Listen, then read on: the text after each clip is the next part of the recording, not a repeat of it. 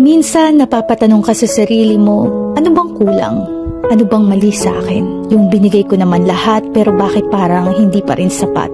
There were a lot of times sa buhay natin that we really did our very best. Nagmahal tayo ng totoo, nagbigay tayo ng buong puso, yung halos kaluluwa mo, ibigay mo kasi mahal mo yung tao. Pero after everything, hindi ka pa rin pala sapat. Hindi pa rin siya kontento. Ang hirap, no?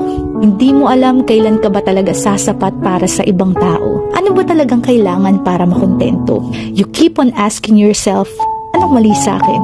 When all you do is be at your best always. Ito yung tanong na kahit siguro pa ulit-ulit nating itanong ay hindi masasagot. Hindi natin alam bakit may mga taong kaya pa rin tayong iwan, pagpalit, kahit araw-araw binibigay mo yung best. Kahit halos wala ka nang maibigay, gagawan mo pa rin ng paraan. Sisikapin mo pa rin iparamdam ang pagmamahal.